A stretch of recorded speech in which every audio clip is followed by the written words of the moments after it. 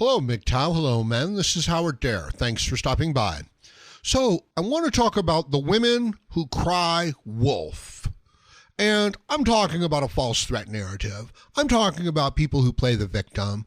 I'm talking about people who claim that they are oppressed.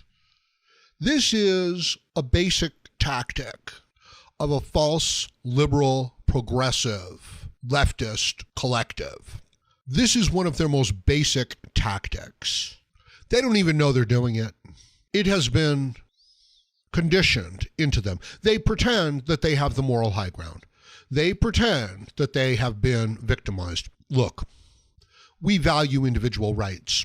Intelligent, capable, rational people value individual rights. They know. Freedom, liberty. This is the way to go.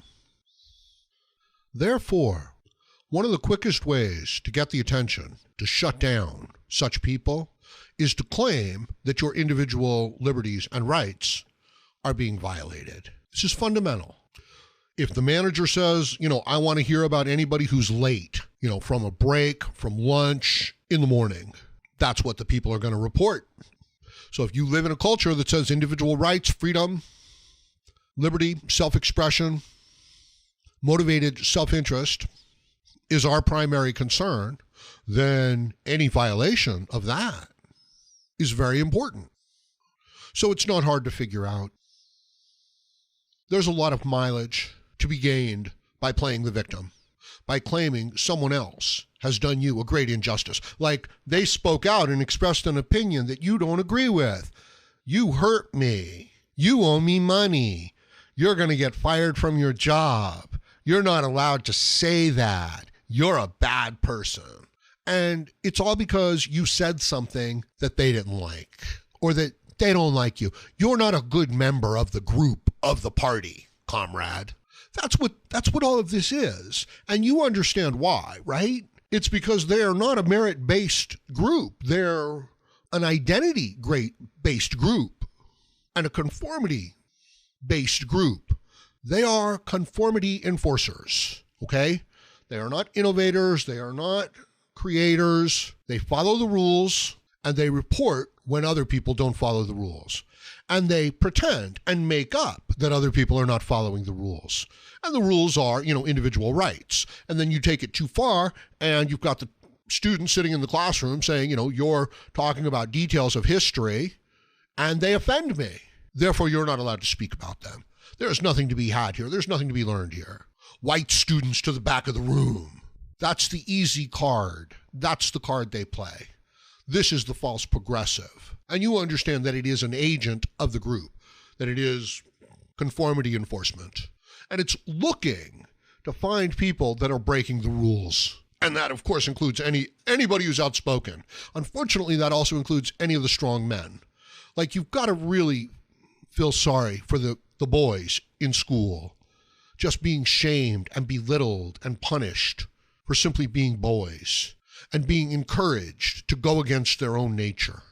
And I'm not suggesting that all the little boys are, good little boys. Like some of, they're a handful. They can be a lot of, trouble, and you've got to, keep them in line. But at the same time, you can't punish them simply because they're boys. Like, that's right. They have a hard time sitting still and following orders and doing as they're told for too long. That's not what they're good at. They're good at learning, exploring, trying new things, taking some chances. So this extends into the workplace as well, right? This is why the men are losing their jobs. They're being kicked out of school. I didn't mean to jump from elementary school to the workplace, right? Because they're being kicked out of school. People are being punished for being intelligent, and they're being excluded. The undermining of a meritocracy. And understand that the whole foundation of your society is based on merit, based on true ability. Can there be a social component where you're taking care of people who cannot otherwise take care of themselves? Sure, of course. But should that be the dominant consideration? I should hope not. If it is, you've, undermined and destroyed the things that built your society, your culture.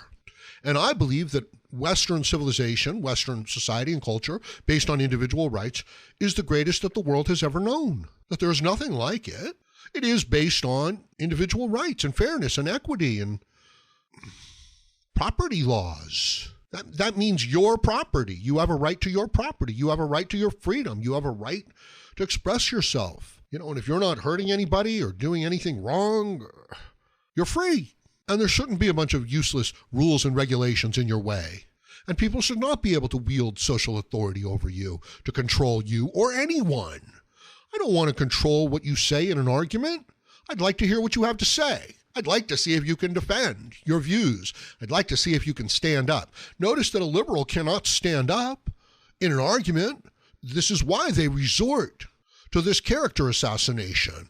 Look, anytime somebody is involved in any sort of character assassination or ad hominem attack or unproven allegations, it's because they don't have a real argument. They've already lost the argument, and they're out here in the, tall grass trying to attack people's reputations with lies and innuendos and insinuations.